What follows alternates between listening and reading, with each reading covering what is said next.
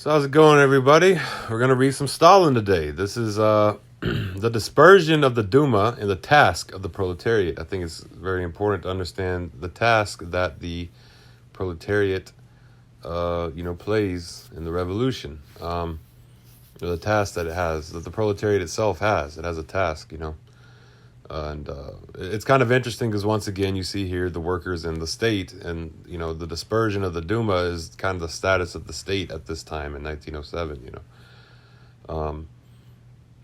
10 years before 1917, begins, and so let's get into this. Let's listen to Comrade Stalin. See if there's any notes on this.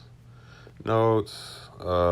The Second State Duma was dispersed by the Tsarist government on June 3rd, 1907. The Social Democratic group in the Duma, consisting of 65 deputies, was falsely charged with armed conspiracy.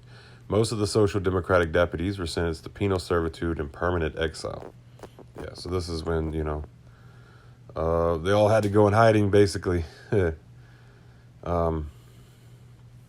go ahead and get into this. So, yeah, that's another thing we just came to understand now is, at this time, the counter state, the state countering the Tsar, which would be, the Bolshevik, the Social Democratic group. The Bolsheviks had to kind of go into hiding. So let's go ahead and get into this. The Second Duma has been dispersed. It was not merely dissolved, it was shut up with a bang, exactly like the First Duma. Here we have the Dispersion Manifesto with the hypocrite Tsar's sincere regret at the dispersion. Dispersion Manifesto and sincere regret are both in quotes. We also have a, quote, new electoral law, which practically nullifies the franchise for the workers and peasants. We even have a promise to, quote, renovate Russia with the aid, of course, of shootings, and a third Duma. In short, we have everything we had only recently. When the First Duma was dispersed, the Tsar has briefly reenacted the dispersion of the First Duma. In dispersing the Second Duma, the Tsar did not act idly, without an object in view. With the aid of the Duma, he wanted to establish contact with the peasantry, to transform it from an ally of the proletariat into an ally of the government, and, by making the proletariat stand alone, by isolating it, to cripple the revolution, to make its victory impossible. For that purpose, the government resorted to the aid of the liberal bourgeoisie, which still exercised some influence over the ignorant masses of the peasants. And through this bourgeoisie, it wanted to establish contact with the vast masses of the peasants. That is how it wanted to utilize the Second State Duma. But the opposite happened. The very first sessions of the Second Duma show that the peasant deputies distrusted not only the government, but also the liberal bourgeois deputies. The distrust grew as a consequence of a series of votes which were taken, and it finally reached the stage of an open hostility towards the deputies of the liberal bourgeois. Thus, the government failed to rally the peasant deputies around the liberals and, through them, around the old regime. The government's design to establish contact with the peasantry through the Duma and to isolate the proletariat was frustrated. The opposite happened. The peasant deputies more and more rallied around the proletarian deputies and the Social Democrats, and the more they moved away from the liberals, from the cadets, the more resolutely did they draw closer to the Social Democratic deputies. This greatly facilitated the task of rallying the peasants around the proletariat outside the Duma. The result was not the isolation of the proletariat, but the isolation of the liberal bourgeoisie and the government from the peasants. The proletariat consolidated its backing by the vast masses of the peasantry. It was not the revolution that was thrown out of gear as the government wanted, but the counter-revolution. In view of this, the existence of the Second Duma became increasingly dangerous for the government, and so it dissolved the Duma. In order more effectively to prevent the peasants and the proletariat from coming together in order to rouse hostility towards the Social Democrats among the ignorant masses of the peasants and to rally them around itself, the government resorted to two measures. First, it attacked the Social Democratic group in the Duma, falsely accused its members of calling for an immediate insurrection, and made it appear as if they were chiefly responsible for the dispersion of the Duma, as much as to say, we would not have dispersed your, quote, nice little Duma, end quote, dear peasants, but the Social Democrats threatened us with an insurrection, and so we were obliged to, quote, dissolve the Duma. Second, the government promulgated a, quote, new law, which reduces the number of peasant electors by half, doubles the number of landlord electors, gives the latter the opportunity to elect peasant deputies at general meetings, reduces the number of workers, electors, also by nearly half, 124 instead of 237, reserves for the government the right to redistribute voters, quote, according to locality, various qualifications, and nationality, end quote. Destroys all possibility of conducting free election, propaganda, etc., etc.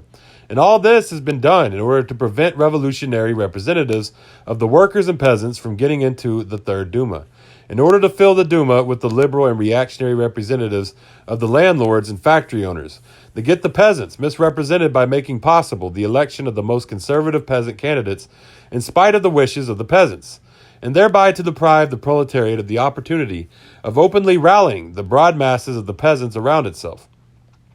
In other words, to have an opportunity for an open rapprochement with the peasantry. This is the idea behind the dispersion of the Second State Duma. Evidently, the liberal bourgeoisie understands all this, and by the agency of its cadets, it's helping the government. It struck a bargain with the old regime already in the Second Duma and tried to isolate the proletariat by flirting with the peasant deputies. On the eve of the dispersion, the cadet leader, Milyukov, called upon his party to rally all the Sundry around the Stalin government, to enter into an agreement with it and declare war on the revolution. And that is to say, on the proletariat. And Struve, the second cadet leader, after the Duma was already dispersed, defended the idea of surrendering the Social Democratic deputies to the government, called upon the cadets openly to take the road of fighting the revolution, to merge with the counter-revolutionary Octobrists, and, after isolating the restless proletariat, to wage a struggle against it. The cadet party is silent, which means that it agrees with its leaders. Evidently, the liberal bourgeoisie is aware of the gravity of the present situation. All the more clearly, therefore, is the proletariat faced with the task of overthrowing the Tsarist regime. Just think, there was the first Duma, there was the second Duma, but neither the one nor the other, quote, solved a single problem of the revolution, nor indeed could either of them, quote, solve these problems. Just as before, the peasants are without land, the workers are without the 8-hour day, and all citizens are without political freedom. Why?